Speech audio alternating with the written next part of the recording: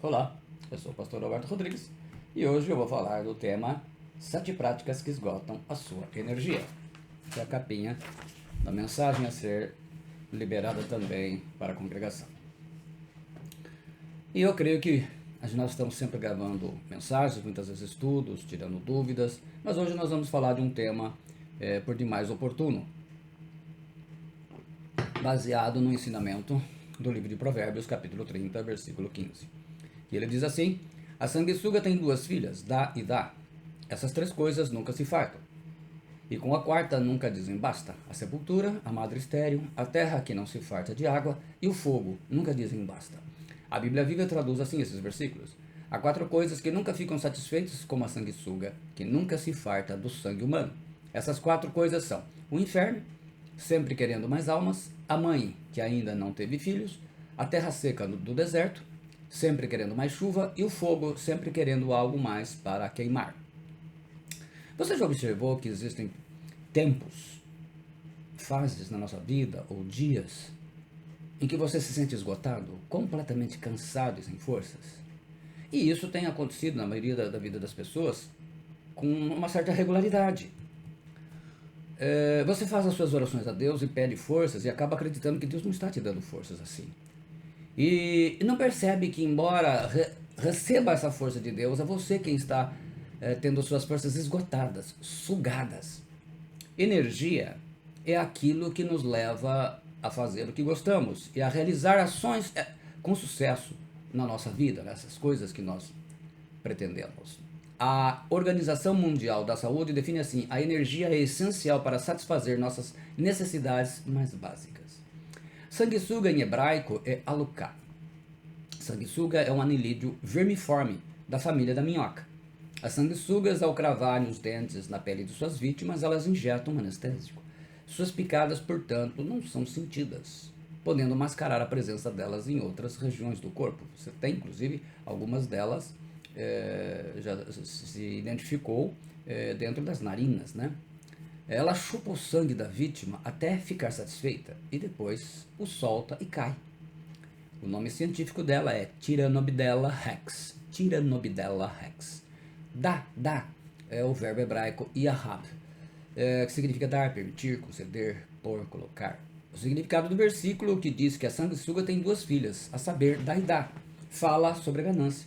Esse texto foi escrito por Agur e está registrado no livro de Provérbios, né, capítulo 30, versículo 15. Apenas o capítulo 30 do livro de Provérbios é atribuído a Agur, um sábio de que nada sabemos. A ideia original é que existem 2 tipos de pessoas que sugam você até o fim: os avarentos e os gananciosos. Porque avarento é ganancioso, ganancioso é avarento. Muito bem, os avarentos e gananciosos são comparados com a sepultura, com o útero de uma mulher que não pode ter filhos e o deseja, né? A sepultura que está sempre recebendo pessoas, a terra seca do deserto, que está sempre precisando de chuva, não cessa, né? E o fogo no incêndio que nunca está satisfeito, vai queimando tudo, né? Você se sente sem energia mentalmente, exausto, desmotivado, constantemente preocupado? Com certeza você esteja tomando algumas atitudes que acabam com a sua energia. Pode ser uma dessas 7, pode ser 2, pode ser todas. Quer dizer, você está trabalhando contra você mesmo. Você está boicotando você mesmo, no linguajar mais popular, né, dos jovens. Além de outras pessoas, você também está ajudando a drenar suas energias, a roubar suas energias, esgotar suas energias. Porque se não basta os outros que fazem isso, você também pode estar se auto-boicotando. E você vai dizer assim: não, pastor, pelo amor de Deus, explica isso, como é que eu posso estar trabalhando contra mim mesmo? Pois é, essa é a hora. A parábola do carro perdendo gasolina. É como se você tivesse que, até agora já, enchesse o tanque do seu carro, saindo aqui de Agudos.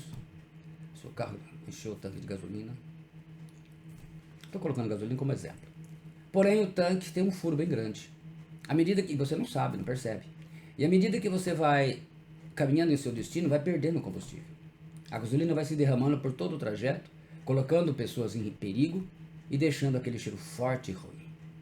Quando menos esperar, o carro vai parar por falta de gasolina, provavelmente antes de um local, né? Até mesmo antes de você encontrar um posto de gasolina para reabastecer. Infelizmente, a vida corrida das pessoas, elas não percebem que estão perdendo, que estão esgotando as suas energias. É igual um time de futebol que está marcando gol contra. O posto de gasolina é a igreja. A gasolina, a palavra de Deus. O furo é a sua reclamação que não acaba. É a roubada de energia que você tem, seja ela qual for. Você terá que aprender a eliminar as 7 práticas que esgotam suas energias, sem que você perceba. Você está sendo a sua própria sanguessuga de suas energias e não consegue perceber. Mas depois de você assistir a mensagem desse vídeo, e eu peço que você faça isso até o final, por favor, você vai estar capacitado para imediatamente começar a trabalhar, fazer uma avaliação sobre o que você tem feito e começar a trabalhar para bloquear e parar de perder energia dessa forma. O primeiro é viver reclamando. Primeira prática que de fato suga suas energias. Em Números 14, 28 e 30 nós lemos assim: diz-lhes, por minha vida, diz o Senhor, que como falastes aos meus ouvidos, assim farei a vós outros. Nesse deserto cairá o vosso cadáver, como também todos os que de vós foram contados, segundo o censo, de 20 anos para cima, os que dentre vós contra mim murmurastes. Não entrareis na terra a respeito da qual jurei que vos faria habitar nela, salvo Caleb, filho de Jefoné, e Josué, filho de Nun. A palavra murmurar, em hebraico, é lin ou lum, o verbo. Significa murmurar, reclamar, resmungar, lamentar, queixar-se. Uma geração de hebreus morreu no deserto sem entrar na terra prometida por causa da sua reclamação, que era um vício. No livro de Números, das 10 pragas que Deus castigou a desobediência do povo de Israel, 9 foram por causa da reclamação. Assim como rever é ver outra vez, revisão é visar novamente, reclamar é clamar de novo, é lamentar de novo. Existem pessoas que reclamam de tudo, são extremamente negativas e incapazes de enxergar as coisas boas numa situação ruim. É o empregado que reclama do patrão, é o patrão que reclama do empregado, é a ovelha que reclama do pastor, é o pastor que reclama da ovelha, é pastor que reclama de pastor, é o marido que reclama da esposa, é a esposa que reclama do marido, os filhos reclamando dos pais, os pais reclamando dos filhos. Conviver com esse tipo de pessoa esgota as nossas energias, pois elas nunca terão uma palavra de conforto, e gente que só reclama cria um ambiente muito pesado, ruim, negativo. E agora, se esta pessoa é você mesmo? Essa pessoa é você mesma. Você esgota suas energias muito rapidamente, reclamando. Não é fácil colocar limites, mas é preciso, é urgente, é para já. Você tem que aprender a fazer isso, é para já, é para agora. Você entende? É uma dificuldade, mas não tem saída. A ciência afirma que estar com uma pessoa que reclama por mais de 30 minutos faz com que os neurônios do hipocampo, do cérebro, se descolem. E é precisamente essa parte do cérebro, o hipocampo, a utilizada para resolver os problemas. Então começamos a pensar que tudo está se tornando um desastre. Mas e se esta pessoa que tanto reclama é você mesmo? Porque se é uma outra pessoa, você pode se afastar dela. E você mesmo, o que você faz? Você está se auto-boicotando, esgotando suas próprias energias. Tente observar seu comportamento e o que você pensa ao longo do dia, para se manter positivo, com fé em Jesus, com confiança no Senhor. Quando é você que reclama, é você esgotando as suas energias. O psicólogo João Garriga afirma que reclamar é uma ação que diminui a vitalidade das pessoas. Consequentemente, reclamar constantemente sobre as coisas que acontecem em nossas vidas é uma das atitudes que mais acabam com a nossa energia. O pastor Moisés, ele conseguiu sair do Egito, mas não deu conta de entrar na terra prometida, Canaã. E não só ele, mas também a sua igreja, a congregação de Israel, de 3 milhões de pessoas, fracassaram na missão. Aquela geração não entrou na terra prometida. Somente 2 pessoas, como nós lemos no texto, Josué e Caleb, conseguiram. O pecado deles foi a ingratidão. Quem reclama demais é ingrato, e quem é ingrato reclama demais. Então, quem é ingrato reclama demais, e quem reclama demais é ingrato. A ingratidão é a pior coisa que tem. A ingratidão é terrível. A maior parte das pessoas, não é? Como aquela professora que Foi fazer um teste com os alunos, ela sabia disso, ela foi começando colocando a tabuada, colocou todinha certinha. Aí na última, 9 vezes 9, ela pegou e colocou errado. Aí os alunos começaram a tirar o sarro, aí ela parou, falou, tá vendo? Todas as outras eu fiz certinho, só por causa de uma, vocês esqueceram tudo de bom que eu fiz e agora estão me zoando por causa de uma errada. É essa a formação errada dessa sociedade. Você quantas coisas você recebeu, quantas pessoas te abençoaram, te ajudaram nos momentos mais difíceis, né? Como o membro na igreja, enfim, no trabalho. Tudo que você faz, de repente, você não vale nada. Por uma coisa errada que você faz, você é julgado de forma que se esquece. A ingratidão é terrível. A reclamação é um discurso que leva ao desenvolvimento de uma atitude de impotência. Você não vai para lugar nenhum. A realidade não é o que queremos que seja, mas em vez de nos concentrarmos em que poderíamos mudar isso, nos dedicamos a repetir os aspectos negativos que nos confrontam. Não vale a pena gastar tempo e esgotar energia com isso. Essa atitude só nos leva a fugir dessa responsabilidade. É que você que escolhe. Ou você aprende a parar de reclamar, ou vai continuar na UTI espiritual, física e mental. Solução. Aprenda a agradecer. 1 Tessalonicenses 5,18 nós lemos: em tudo dai graças, porque esta é a vontade de Deus em Cristo Jesus para conosco. Literalmente, agradeço o tempo todo, porque esta é a vontade de Deus em Cristo Jesus para conosco, para com vocês. Gratidão, a palavra grega é eucaristia, né? É da palavra bastante conhecida, eucaristia. Gratidão, ações de graças. A gratidão é uma mudança de olhar. É uma mudança de olhar, de ver as coisas com um olhar muito diferente. De conduta, de mente, de caráter, de comportamento, de uma nova cultura. É uma nova forma de pensamento. A segunda prática que você precisa eliminar é ter grandes expectativas sobre as pessoas. Provérbios 3, capítulo 3, versículos 5 e 6, nós lemos: confia no Senhor de todo o teu coração e não te estribes no teu próprio entendimento. Reconhece-o em todos os teus caminhos e ele endireitará as tuas veredas. Quando precisamos de dinheiro, arranjar um emprego, um empréstimo ou de uma ajuda para sairmos de uma situação muito grave, é comum depositarmos toda a nossa confiança em uma determinada pessoa, em geral alguém com mais dinheiro. E aí, quando mais precisamos, a pessoa não pode, não consegue ou não quer nos ajudar. E vem aquela frustração. Assim esperamos que as situações ocorram em determinado momento, que as pessoas tenham certas atitudes e reações. E na maioria das vezes, nos envolvemos afetivamente com estas hipóteses ou imaginárias coisas, né? É uma forma de pensar errado. Quando as coisas saem diferentes do que queremos ou pensamos, vem a frustração e outras emoções como raiva, tristeza, medo, angústia. Quanto maior for a sua expectativa em cima de uma pessoa, maior também será a sua frustração, a sua decepção. Você tem que gerenciar isso. Você tem que perguntar para si mesmo, né? Será que essa sua expectativa sobre essa pessoa está alicerçada na realidade ou numa fantasia sua? A segunda pergunta, será que o que você está pensando está correto mesmo? Terceiro, quais as bases que você tem para isso?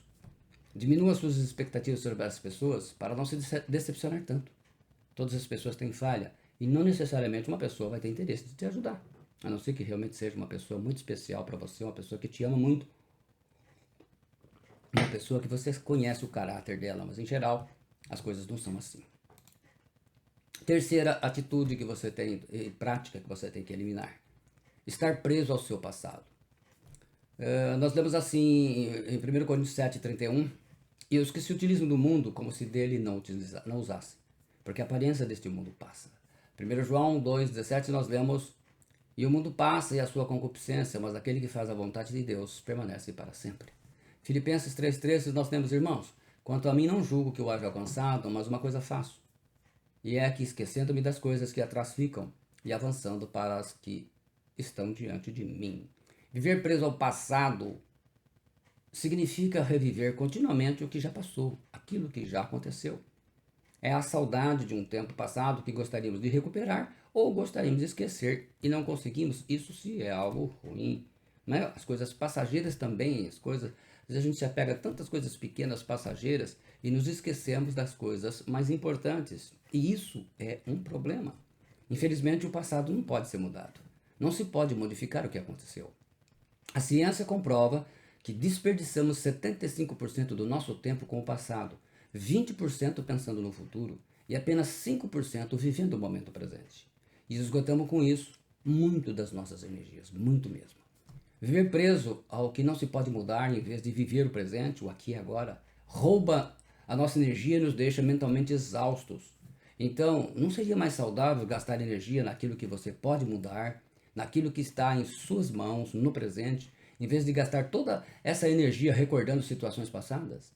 Winston Churchill, ele disse o seguinte: se o presente tentar julgar o passado, perderá o futuro. Entenda que você só pode usar o passado como lição pelas coisas que errou e pelas coisas que fez de certo. Numa, para não fazer mais, nas outras, se deu certo, deve continuar. O passado tem que passar. Viva o presente e se prepare para o futuro. O presente é o tempo que Deus deu para você. Por isso tem esse nome, presente. O passado não te pertence mais. O presente é o único tempo que é seu. O futuro a Deus pertence. Quarta prática que você precisa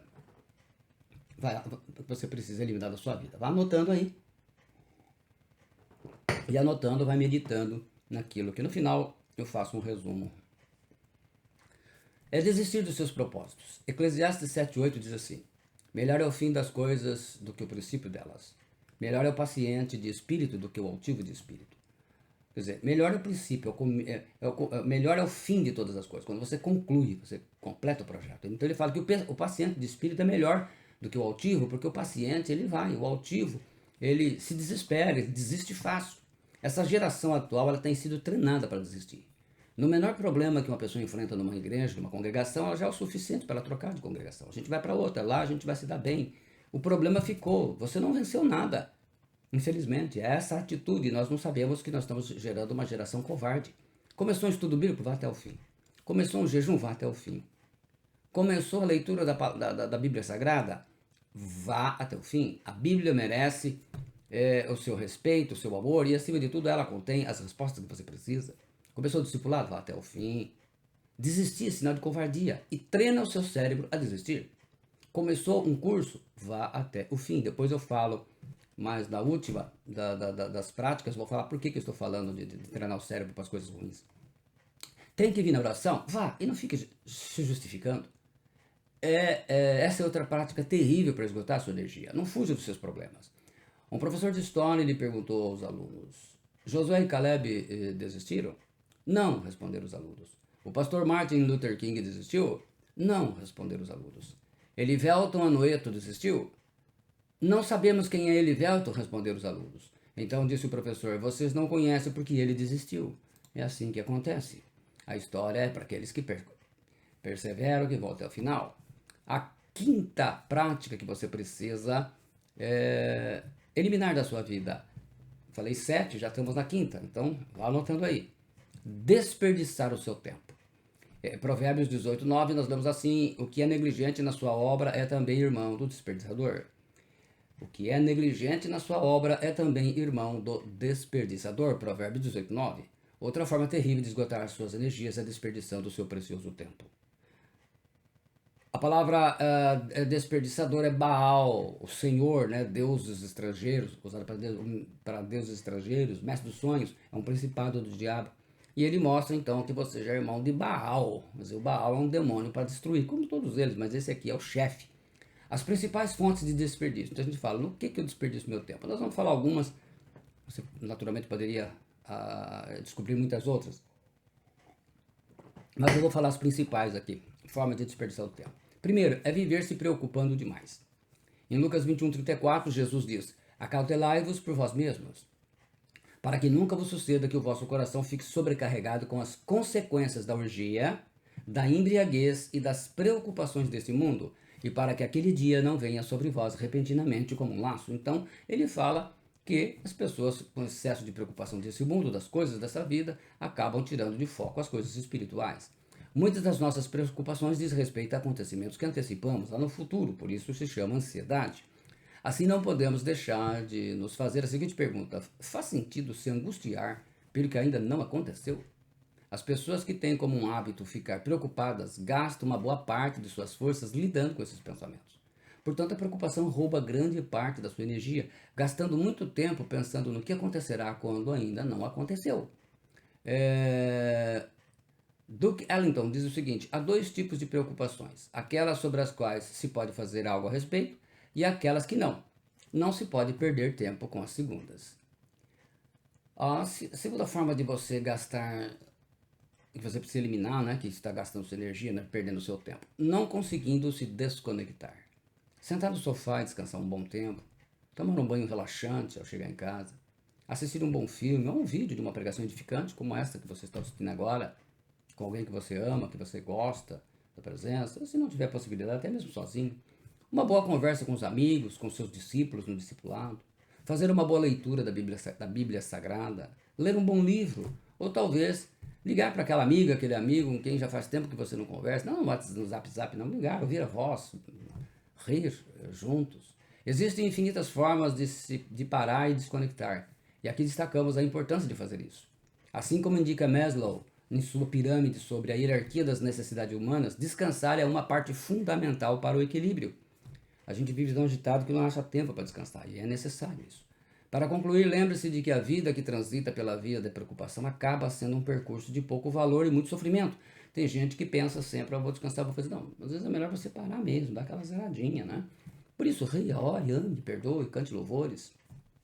Perder grande parte do nosso tempo preocupados, pensando no que poderia ter sido ou reclamando, são atitudes que nos levam a esquecer o presente, o aqui e agora, e consequentemente nos fazem perder muita força. Você ama a vida? Pois se ama a vida, não desperdice seu tempo, porque o tempo é o bem que constitui a vida. Em Provérbios 37:7 nós temos: descansa no Senhor e espera nele. Descansa no Senhor. Então é uma das coisas importantes, né? E espera nele. Não te indignes por causa daquele que prospera em seu caminho, por causa do homem que executa astutos intentos. Uma terceira forma de desperdiçar seu tempo, com discussões inúteis. Em Tito 3,9, o apóstolo Paulo escreve: evita discussões insensatas, genealogias, contendas e debates sobre a lei, porque não têm utilidade e são fúteis. Discussões sobre temas insignificantes, ideologia política, time de futebol, religião, assuntos que absolutamente nada vão agregar na sua vida, um papo torto que não tem nada a ver. Então, eu digo ideologia política porque hoje em dia o país está dividido em dois grupos. Então, não vai. Na verdade, em três grupos. Tem aqueles que têm a ideologia de esquerda, a ideologia de direita. E tem aqueles que não têm, não estão apegados a isso. Então, não adianta você um tentar mudar a cabeça do outro. Time de futebol, você vê que as torcidas estão se matando. Religião. A gente só pode conversar ou ministrar para alguém que tem o coração aberto, a mente aberta, e você possa trocar ideia. Então isso é uma coisa difícil, porque geralmente as pessoas se ofendem facilmente, né? O debate, ele é uma excelente oportunidade para apresentar os próprios pontos de vistas e conhecer as opiniões dos outros. Poucas coisas enriquecem tanto quanto sustentar um diálogo construtivo entre pessoas que pensam diferente.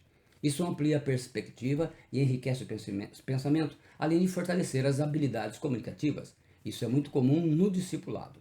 Algo muito diferente é quando acontece quando duas pessoas mergulham em uma discussão insignificante, cujo único propósito é vencer o outro e impor os seus próprios argumentos para que o outro aceite a sua ideia. Aí a coisa.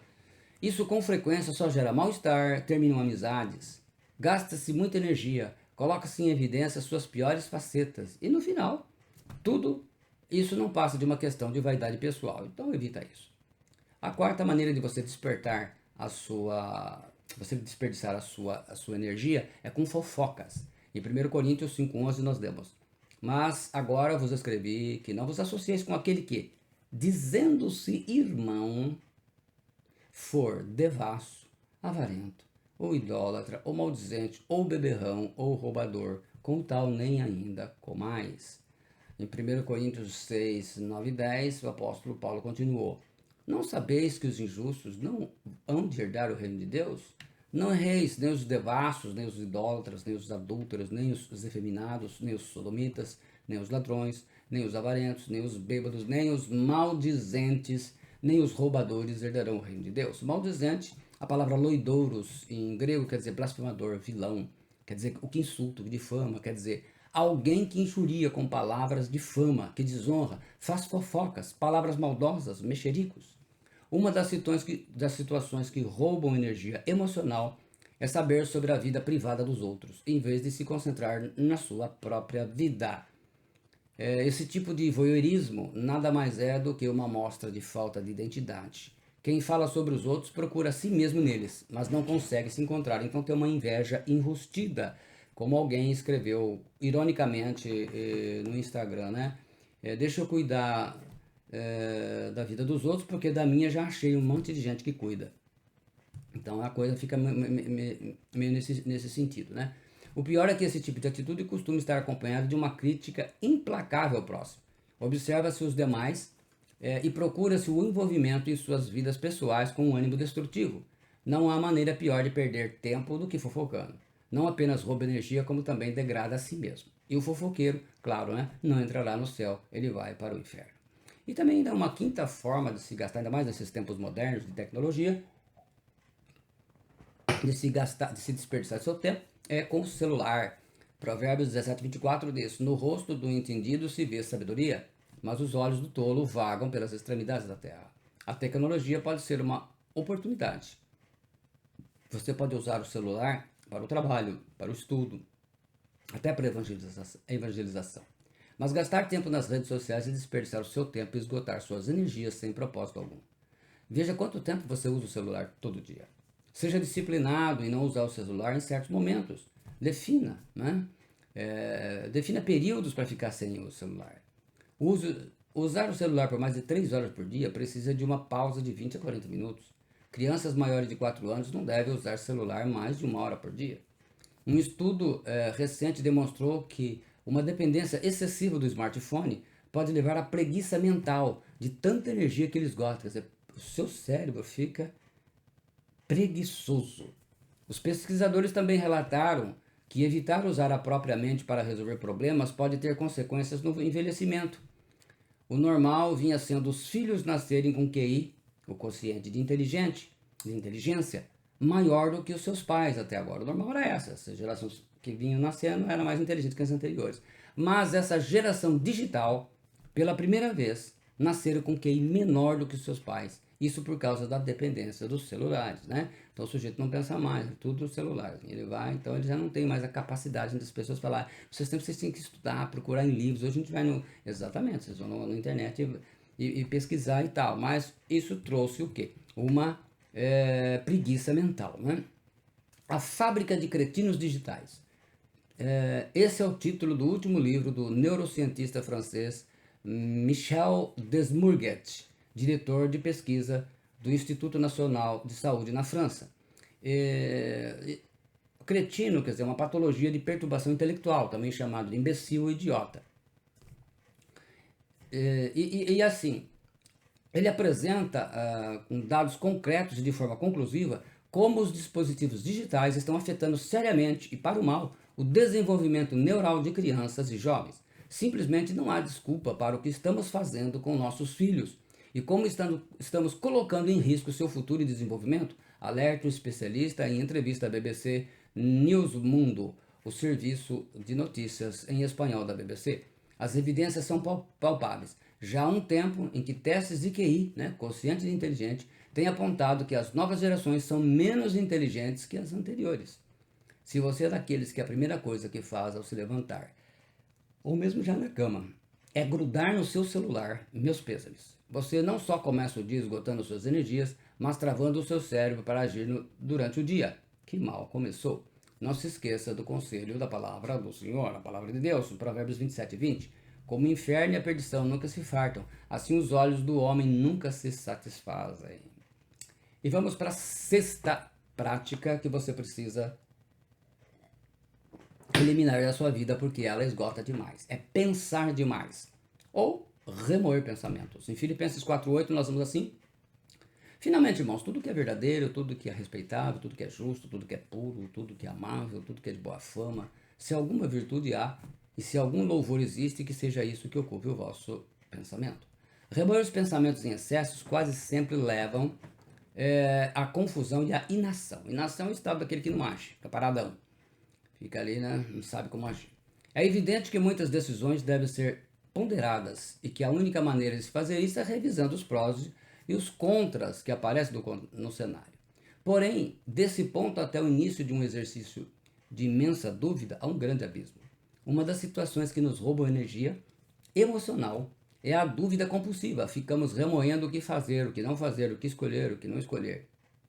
Então veja bem, a gente precisa ter bastante critério, bastante cuidado com isso, porque com esses pensamentos eu vou entregar, se você tem uma encomenda para entregar, um serviço, alguma coisa que você tem que fazer numa determinada data, fica aquela angústia e aquela ansiedade que não vem, aí fica pensando como é que eu vou fazer se não der certo e vai, não sei o que, então a gente fica se remanhando, tudo isso você está roubando a sua energia. Chama-se assim esse exercício de pensar sobre algo apenas como se os se no próprio pensamento. Ou seja, o tentar encontrar a resposta definitiva apenas com reflexão.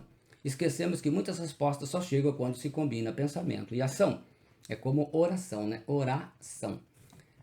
Nesse ponto, será importante buscar ajuda, ouvir um sábio conselho de um sábio conselheiro, ao invés de ficar esgotando suas energias com pensamentos que não produzirão nada de bom. E a última das práticas que precisam ser eliminadas da nossa vida, porque elas roubam uma energia incrível também, é viver com mentiras. Todos mentem ao longo da vida para saber ou para poder sustentar as mentiras se gasta muita energia. Mente, mas para poder sustentar, né? Somos educados para desempenhar papéis.